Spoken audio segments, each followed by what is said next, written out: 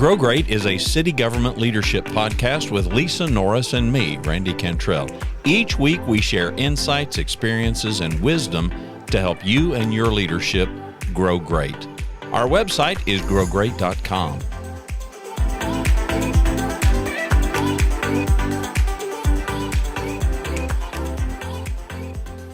A wise man speaks because he has something to say. A fool speaks because he has to say something.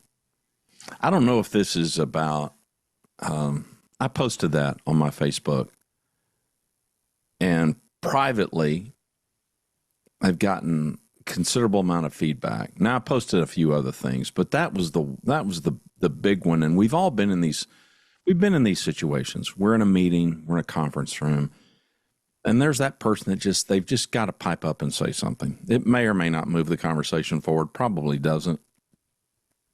And in many cases, I guess what was on my mind when I posted that was listening, or lack of listening. I think it was it Stephen Covey or, somebody, listen to understand. He's most noted. He's not the first person to say that, but in his books, 7 Habits, he mentioned, listen for understanding. While the fact is most of us do listen, we are listening for the pause so that we can insert ourselves or we can say whatever is on our mind. Respond, right. Yeah, and I don't know. I've said to Lisa and all of you before, my weeks seem to have themes that emerge, and this is one that emerged last week of people particularly piping up while the leader in the room, let's call him a CEO, is thinking, were you even listening? And it got me kind of fixated on our listening habits or lack of, and why that seems to be so difficult for some people. But then all you have to do is just spend just a little bit of time. I've spent some time this week just watching some YouTube interviews of people talking about modern culture and just the way society is, and just all of the mayhem and the shouting and the trench digging and not really listening. I don't know where I want to go with this, Lisa, other than it's something that we haven't spent a bunch of time talking about, and the role of, let's narrow it down, listening as it relates to our leadership. And in your career, how powerful, I would suspect, if your career is like every other career that I've been associated with, your career mostly has been propelled by your ability to listen as well as understand, as opposed to your ability to speak. Now, I'm not downplaying our ability to speak and communicate, but it's our ability to receive the message and hear what people are telling us so that then we can do something with that, so we can grow based on whatever feedback we get. And some of that's positive, some of that doesn't feel quite in the moment so positive. I don't know. Where does your head go when you hear that quote? A wise man speaks because he has something to say. A fool speaks because he has to say something. Well, I definitely it doesn't matter which role I've been in. I was an analyst at one point in Carrollton. I moved to a manager role, then to a director role. Now I'm managing director role, kind of like an ACM in city manager's office. Regardless of role, listening plays a huge part. And listening to me is much more expansive than just hearing what somebody's saying. Listening is a focus on them and what they're saying that they didn't say. In my book, I always attribute that to watching their body language, watching if they're nervous about something, if I can tell they're not saying what they need to say. It's very intuitive. You've got to listen and watch at the same, you kind of use all your senses kind of at the same time, because listening so often is just, like you said, it's really trying to hear what they are saying and what they're not saying and get to whatever it is you're trying to get to, whether that's you're trying to tell them something that's difficult to hear, whether you're trying to understand their current situation. Listening is absolutely huge, especially in human resources, because there's not only with your team when I was there, but with all the people you're serving that are coming to you as a resource.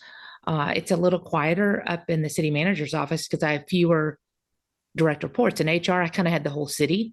Our team did, and when I say I mean we had the whole city that comes to us for needs and expertise and guidance. And in the city manager's office, it's a little bit quieter because I've just got my 4 direct reports that kind of come to me. And so, but listening's key. You have to listen. You have to hear what they're saying, and you have to provide adequate feedback without interjecting yourself continually. It's really about them, not about us. And so it's trying to hear what their issue or problem is and understanding what they're trying to achieve through that, whether it's guidance, whether it's input, whether it's personal. You know what I mean? It's really a little bit more intuitive than just sitting there and hearing the words coming out of their mouth, in my opinion. This has been somewhat challenging for me, not as a practitioner, but the judgment part has been kind of difficult for me in my life because I'm a noticer. That's a great word. A noticer's a great word. That's just who I am. And I didn't like that as a kid, but I learned to embrace it. And I can be in a group setting, and it is just not in me to think, ooh, I got something to say. It's just, I'm not wired that way. So I've had to learn a little bit of compassion and not judgment for people that are wired, who enter the room wanting to speak. I don't enter any room wanting to speak. I don't enter any room ever wanting to be the first to speak. If anything, my preference is to be the last to speak because I want to get some sense of the room. And I'm watching people. So Grand Prairie, I do some training. We did some training with 10 mentors who each were assigned 2 or 3, I call them proteges. We did group mentorship. Yeah. And so the setup has me, it's a horseshoe kind of arrangement, and I'm at the end of one horseshoe. And so on my end of the horseshoe, I'm sitting side by side with 3 or 4 people who I can't see. I can see the person right next to me, but then I've got 2 or 3 people beyond that person that I can't see. And yeah, it was a little bit vexing. I mean, I got past it. It wasn't debilitating or anything, but so I got these out of 10 people, I've got 2 or 3 people. I can't see their face. I can't see their body language. And it drove me crazy. Now, I could have gotten up and moved and plopped myself right in the center of the horseshoe. And that was not an option for me. That doesn't feel good at all. But then I've realized that there are these people. I was in a business meeting not long ago. And this is a large group of people. Well, I say large, it's 30 people. And invariably, some of the first people to speak are going to be the youngest, most novice people they can't wait to tell you their opinion. They can't wait to tell you what they think about an issue. There's not been any discussion. It's just been a bullet point that's been thrown out there, and then it's followed with a number of usually novices, I'm going to go ahead and say it, foolish novices who are going to pipe up and say, well, I think, followed by whatever they think. No lay of the land, no listening to any conversation, no sense of where anybody else is feeling about this thing or how they feel about that thing. And that really is on my mind.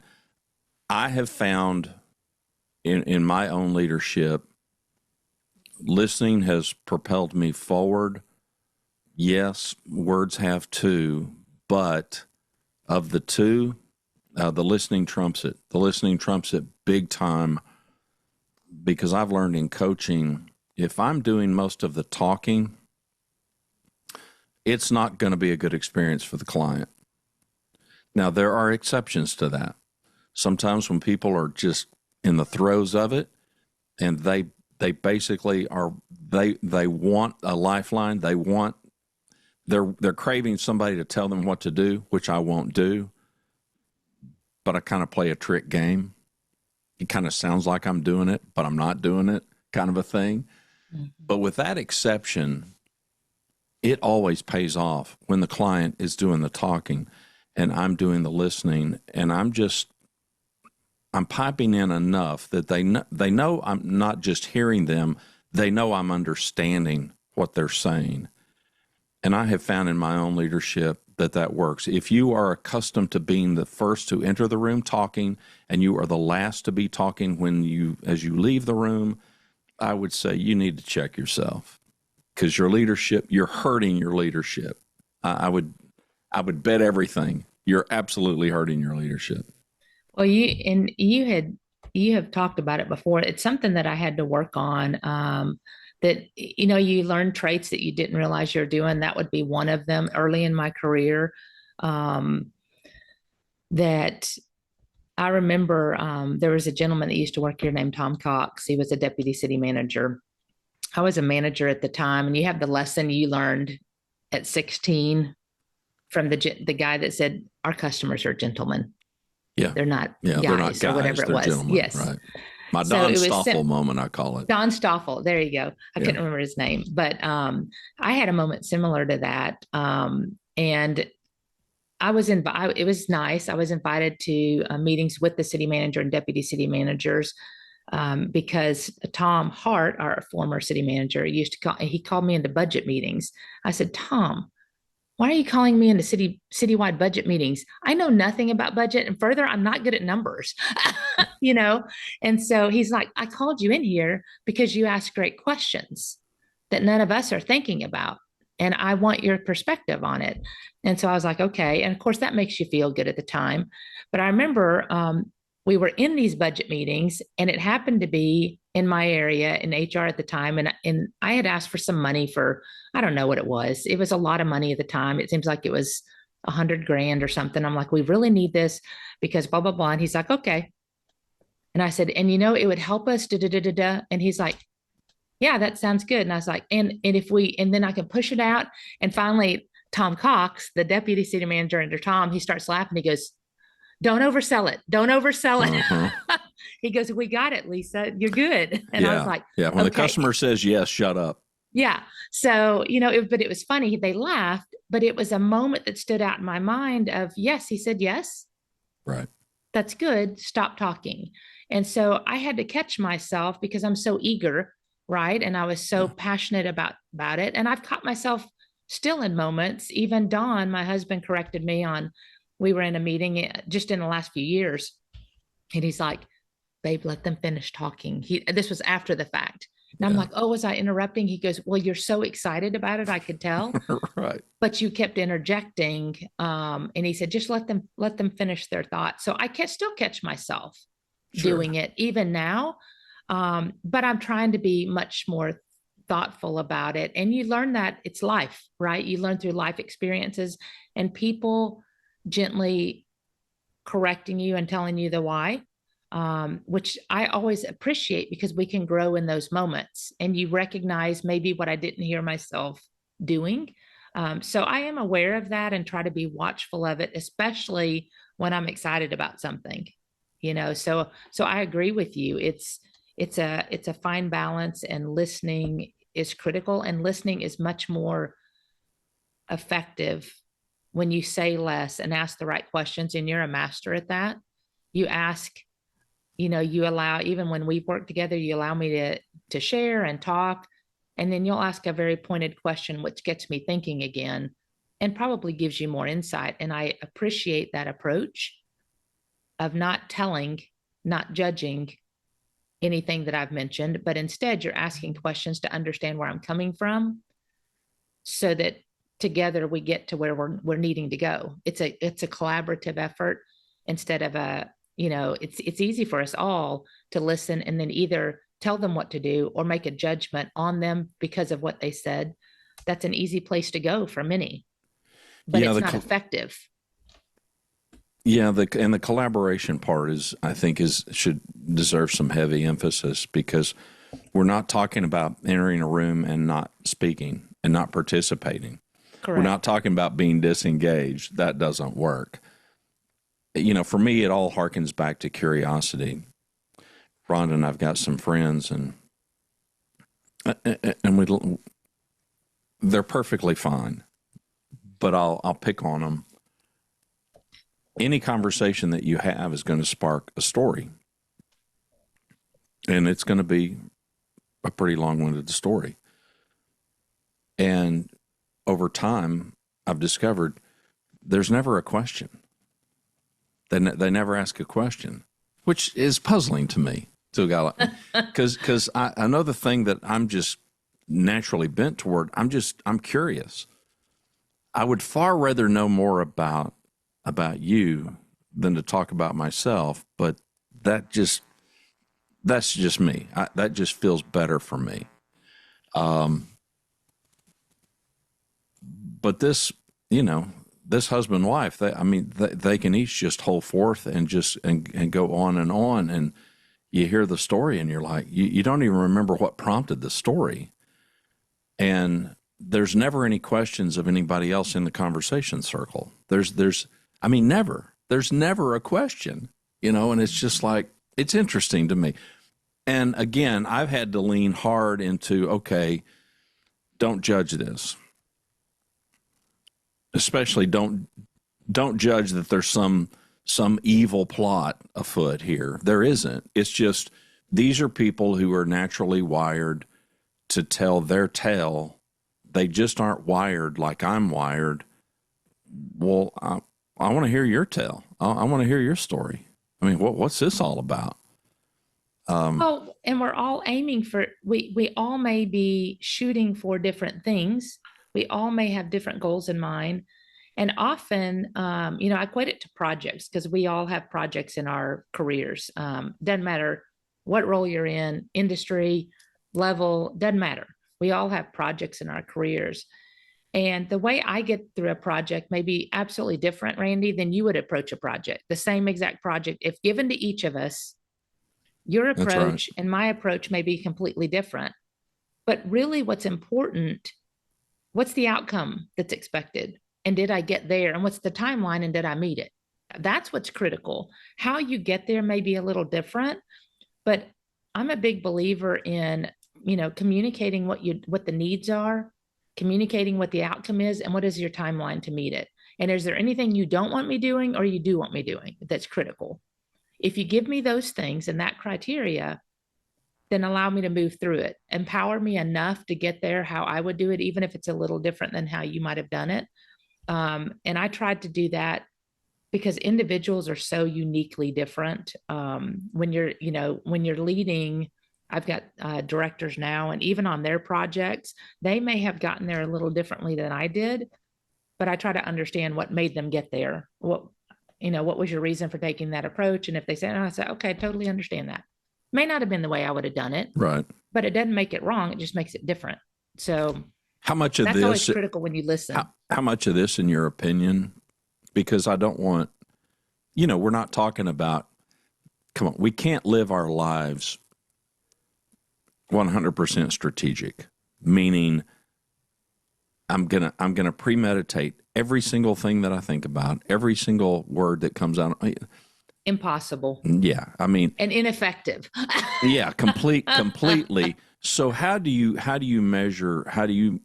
personally measure that with making sure that when you're in a meeting, for instance, especially when there's more than a few people, that you're saying something because you have something to say, and you're not saying something just because you feel like you have to, I need to say something. Have you got anything what's going on in your head in those moments? Well, for me, first, and let me speak about the role I'm in now, because it does change. So in the role I'm in now, I'm in a huge learning role. learning curve enormous, because I've never been in this position, projects that I know nothing about that I'm having to learn. So let's talk about that for a minute. We have weekly meetings in our city manager's office team with myself, the other managing director, the 2 deputy city managers, and city manager. It's a 1-hour meeting. We go around the room. While they're giving updates, I'm listening to what's critical to them, because it immediately gives me, if Bill and Cheryl and Megan go first, they immediately talk about the things. They aren't going to bring it up if it wasn't critical, because we've all got 30 things going on, but they're going to bring up like 3. If they bring up those 3, I immediately know those are important and make a mental note of it. Second is, because of the way they're doing it, that leads me, I'm listening to how they're doing it, and I'm bringing up my top 3, not everything. It was different in HR. In HR, we had meetings, I had I had my managers reporting to me, and we went through everything on the work plan. They would lead their stuff, I would lead my stuff, the other one would lead their stuff, and it just kept everybody updated. We're not at that level here. It's very high. So I kind of take the lead on that. I think it's important when I need to speak, it needs to, 1, be minimal because of time, and 2, it needs to be stuff that I know is important to them. The other stuff I'm working on that's unimportant is kind of irrelevant. I can handle that in my weeklies with Cheryl. This is the big stuff. So 1, listening is key. Speaking when you're spoken to is key, and only saying the bare necessities that are fruitful for the conversation at hand. That's what I perceive as critical in those moments. That's just one example in that type of meeting. When you talk about a second type of meeting is when I'm talking with my directors and they're going over their projects. I'm literally just listening at that point and asking clarifying questions of something I might need to know that's important, because I don't want to get in too far into their business, right? They're directors, they know. I don't want to get into the weeds on what they're doing unless something I know is important that I need more information on. Because I don't need to tell them how to do it. I just need to understand what they're doing in the event it comes up, and I can say, hey, yeah, I was briefed on that. We're here, right? Just enough to give them. They don't need to know how we're doing everything either. Bill doesn't want to know. Cheryl doesn't want to know. They just need to know it's getting done. So hopefully that gives perspective. You just need to have awareness to speak effectively on the topic and not waste everybody's time by going too far. Yeah, there have been times where I learned as a young leader to kind of not poison the well, to enter a room and you throw a problem or an opportunity out there to a group of people, and then you go ahead as the leader and you go ahead and give them your opinion. Okay, well, you've just effectively shut the whole thing down, because you've already told them kind of what you think about it, and plus I learned that it teaches them, okay, well, he's already made up his mind, so what's the point? I mean, what's the point in having a conversation? We thought we were going to have a discussion. We thought we were going to have a brainstorm session, for instance, or something, and leaders can be really bad about doing that. So one advice I would have is, if you're throwing something out there for your team to wrestle with, even if you have preconceived ideas of where you want to go, shut up. Mm-hmm. Shut up and let them wrestle it out in open in front of you, and don't tell them what you're thinking, because they might change your mind.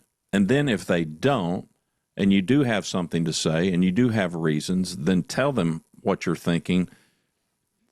A part of this for me, I guess it gets back to a why, which is kind of a popular topic today. What's your why? But it's reason. It's giving people the reason for things as leaders. So for me, part of when you do have something to say, so many times our teams, okay, well, we hear it. We don't know any of the reasoning behind it. We don't know why we're doing this or what got us to this point. And I found it horribly, horribly destructive for a culture to not do that, to not tell people why, because we do tend to assume the worst. So I don't know. I can't emphasize enough lay of the land, reading the room, getting some sense of it, and letting people speak their mind. You know me. First, do no harm. Don't do any damage. I just can't see the downside of giving somebody the opportunity, even if what they have to say, even if their perspective is different than mine, or even if they might be leaning toward a decision that maybe I know going in, I'm not going to make this decision. They're not going to get their way on this. Mm-hmm. And there have been times where that's been true. I just haven't found it profitable to go ahead and say that, to just bite my tongue, hold my peace, and hear them out. The advantage is they get to be heard. If indeed you're true and you're genuine about it, and I am, I do want to hear their perspective. I do want to understand their perspective, but I'm also bent toward, I want them to understand mine. Mm-hmm. So if they say, well, we need to go in this direction, I'm like, but I'm convinced we need to go in this other direction. I want them to know why I'm convinced of this. And I'm happy for there to be some debate. I get that some leaders aren't bent that way. Mm-hmm. I understand that. There's not one way to do this. This isn't about one style or one personality. But I think the more that we can embrace this collaborative, you use the word, and I think it's probably the best one for us to understand. There's other humans in this room, and they have a viewpoint. They're coming at it perhaps from a different viewpoint than ours. And if I do have something to say, then be courageous and say it as well as you can say it. But if you don't have anything to say, then don't. Right. It goes back to our leadership recipe for those listeners that are familiar with that. But basically, like you mentioned, Randy, you have to have curiosity.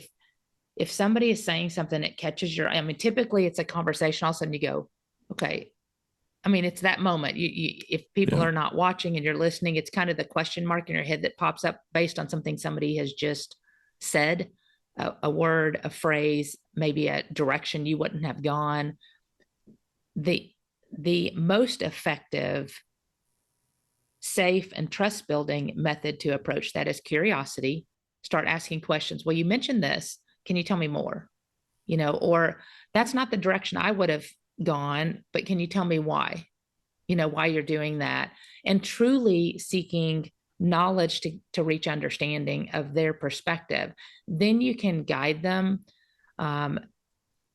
If you say, like you mentioned, have you thought about, well, yeah, I thought about that, and here's the conflict it created, and here's the more you're asking versus placing judgment, the better and more collaborative it will be. And not only that, the benefit of listening, asking, and seeking understanding through the knowledge you gain, it creates trust.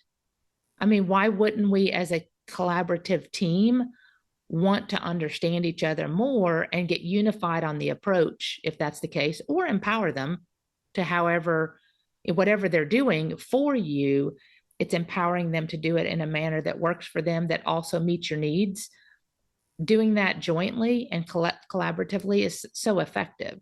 The most destructive can be where they're saying it, there's judgment placed, and we've all been in those conversations before, either with leaders or your team. They just do it their way, period.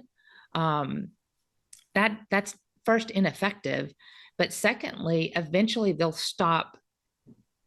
The creativity will stop flowing. The empowerment will stop flowing. They're just going to ask you, what do you want me to do? And how do you want me to do it? And we've had that quote before. Basically, when your team becomes silent, that's a much bigger issue. When they're no longer, they just want to know your perspective and your thoughts. That's where hey, I need to get back to collaboration and understanding and those simple business principles and leadership recipes, ingredients that we've talked about before.